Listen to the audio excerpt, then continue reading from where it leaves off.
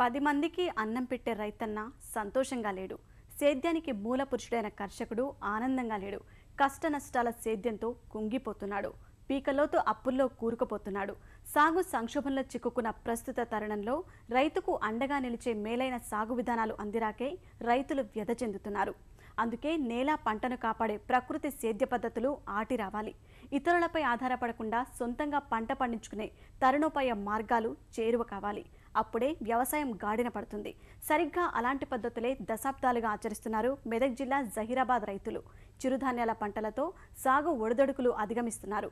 ఒకే పొలంలో వైవిధ్య పంటలు పండిస్తూ నష్టాల భయం లేని సౌభాగ్య జీవనం సాగిస్తున్నారు. రైతులు తలెత్తుకు తిరిగే పరిస్థితులు లేవు. నింపాదిగా పొలంలో పంట పండించే ఉదంతాలు లేవు. సేద్యాన్ని నమ్ముకుని హాయిగా జీవించే ఘటనలు లేవు. దేశంలో ఏ మూల చూసినా కాడిపట్టి హలం దున్నే రైతన్నా సంతోషంగా గడుపుతున్న దాఖలాలు అంతకంటే లేవు. ప్రకృతి ప్రకోపాలు, ప్రభుత్వాల దుర్విధానాలు, పరాధీన సేద్య పద్ధతులు వెరసి రైతులు చితికిపోతున్నారు. అయితే జహీరాబాద్ ప్రాంతంలో ఇలాంటి దౌర్భాగ్యం లేదు. విషాదకర ఘట్టాలు లేవు. ప్రతి రైతు తన ఇంటికి కావాల్సిన ఆహార పంటలన్నీ హాయిగా పండించుకుని ముందుకు సాగుతున్నారు. అన్ని రకాలు మొత్తం 18 రకాల పంటలు ఇలా మేము పెట్టుకున్నాం 3 ఎకరాల. దీంట్లో వండినందుకు మాకు మొత్తం రకాలు మా ఇంట్లో, బయట నుండి ఏం కూడా మేము దేము, అన్ని మా ఇంట్లోనే పెట్టుకుంటాం. ఇక ఆట ఇవే పంటలు అన్ని విధాలా తినడానికి మాకు మంచిగా ఉంటుంది. మళ్ళీ బయటకు అమ్ముతాం, మళ్ళీ మాకు తినంగా ఉన్నాయి మరి విత్తనాలకు ఇచ్చుకుంటాము. ఎవరికన్నా అవసరం ఉంటే ఇంటికి వస్తే పెడతాము. మాకు అంతా మంచిగా ఉంటుంది. నేల బాగుంటే సిరులు పండించవచ్చు. భూసారం తరగని పంటలు సాగు చేస్తే నష్టాల చింత ఉండదు. నేల సహజ విలువ తెలిసిన ఇక్కడి రైతులు భూమాత క్షోభించే ఎరువులు వాడరు. బంగారు భూమి సోకించే వాణిజ్య పంటలు సాగు చేయరు. పొలం పాడవని సేంద్రియ ఎరువులే వేస్తారు. 1 ఎకరంలో ఒకే పంట వేసి నష్టపోకుండా 10 నుంచి 15 పంటలు సాగు చేసి వెన్నుకు గుత్తి గుత్తికి విరగపండే అద్వితీయ కాపు కాయిస్తారు. ఇప్పుడు మేము ఏట ఇంట్లో మందులేసే అవసరం లేదు. 1 సంవత్సరం ఎరువు కొట్టినామంటే 4-5 సంవత్సరాల దాకా ఇట్లాంటి పంట పండుతుంది అనమాట. 1 కొర్ర ఇత్తు పడ్డదంటే 1 కొర్ర ఇత్తుకు 30 రకాల దాకా ఎన్నులు ఉన్నాయి. 30 ఎన్నులు ఉన్నాయి ఒక్కదానికి. 1 కోడి సామెద ఒకటే ఇత్తుకు 1 కట్టనైతుంది. ఇప్పుడు 2 కిలోల కోడి సామలు అయితే 1 ఇత్తుకు. అట్లా పెంట ఎరువులు అంత బలం ఉన్నదనమాట. ఒకటి వేసిన పంట అంటే 1 పంట తింటాలకు 1 పంట చేతికి వస్తుంది. ఇందులో ఇప్పుడు 18 రకాల పంటలు ఉన్నాయి. 1 దంటకు మంచి నువ్వులు కూడా మాకు 10 కిలోల మంచి నువ్వులు వచ్చినాయి అంటే మాకు సంవత్సరం అంతా వాడుకుంటాం. అట్లా మాకు ఇంటికి సరిపోయే ధాన్యం ఉంటది.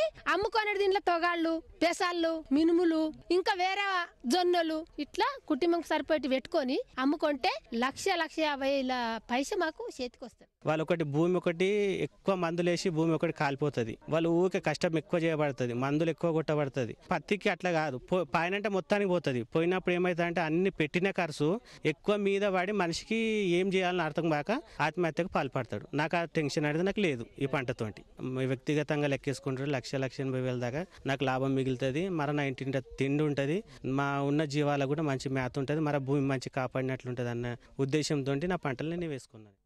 ప్రస్తుతం సేద్యం ఆధారభూతమైంది. విత్తనాలు, ఎరువులు మొదలు నీరు, కరెంటు వరకు ప్రైవేటు కంపెనీలు, ప్రభుత్వాల దయాదాక్షిణ్యాలపై ఆధారపడాల్సి వస్తుంది. అందుకే సాగు ఛిద్రమైంది. కాని జహీరాబాద్ రైతులు అలా ఒకరి మీద భారం వేసి కాడి సాగించరు. అన్నీ తామై పనులు చక్కదిద్దుకుంటారు. విద్యుత్, సాగునీరు కోసం వేచి చూడని సుభిక్ష విధానాలు పాటిస్తారు. పత్తి పెడితే ఏమవుతుందంటే మందులకు భూతాలు కాలిపోతుంది. అది ఏడాది నాడు పంట చూస్తారు అన్న నమ్మకం ఉండదు. పైసా చూస్తారు కానీ చారాన ఇస్తా వాళ్ళ చేతిలో పైసా ఉంటుంది. బారానైతే పెట్టుబడికి పోతుంది. అరక కూలి పోవాలి, మందులకు కావాలి, మీది మందు, అడుగు మందు అంటే అందులో ఏం లాభాలు మిగిలాయి. ఇవి మనం 12 రకాలు పెట్టుకుంటే కూడా 1 పంట పోయినా కానీ 10 రకాలు మనకు వస్తుందని మనకు గ్యారంటీ ఉంటుంది. ఇదంతా మాది. బయటికి ఎవరికి మేము ఆశపడం. కరెంట్ అడగం, మేము గవర్నమెంట్ సబ్సిడీలు అడగం, మేము ఏం అడగం అన్నమాట. ఎవరితోనేం బాధ లేదు. ఇతనాలు మాయే, ఎరువులు మాయే, ఆలోచన మాదే, అంత మాది. చిరుధాన్యాలు, ప్రాచీన పంటల సాగులో చిన్న సన్నకారు రైతులు, మహిళలు, నిరుద్యోగులు పట్టు సాధించడం వెనుక దక్కన్ డెవలప్మెంట్ సొసైటీ కృషి అపారం. నిత్యం రైతుల వెన్నంటి ఉంటూ అవగాహన సదస్సులు, సలహాలు, సూచనలతో రైతుల అభివృద్ధికి పాటుపడుతోంది. ఈ సంవత్సరాన్ని ఇంటర్నేషనల్ ఇయర్ ఆఫ్ కినోవా అని డిక్లేర్ చేసింది అన్నమాట. మేమంటున్నది ఏంటంటే ఇంటర్నేషనల్ ఇయర్ ఆఫ్ కొర్రా ఎన్నడు వస్తుంది, ఇంటర్నేషనల్ ఇయర్ ఆఫ్ మిలెట్స్ ఏనాడు వస్తుంది అనేది మా క్వశ్చన్. దానికే తెలంగాణ రాష్ట్రాన్ని మనము మిలెట్ స్టేట్, చిరుధాన్యాల రాష్ట్రం అని మనం గుర్తించి దానికి ఒక ప్రత్యేక గుర్తింపు ఇవ్వాలి. ప్రతి ఆర్గానిక్ పంటలు పండించే రైతుకి ఒక ప్రోత్సాహకం ఇవ్వాలి, 5,000 రూపాయలు. అది సబ్సిడీ కాదు, ప్రోత్సాహకం, అది ఇన్సెంటివ్స్ ఇవ్వాలి. స్వయం సమృద్ధ విధాన సేద్యానికి జహీరాబాద్ రైతులే నిలువెత్తు నిదర్శనం.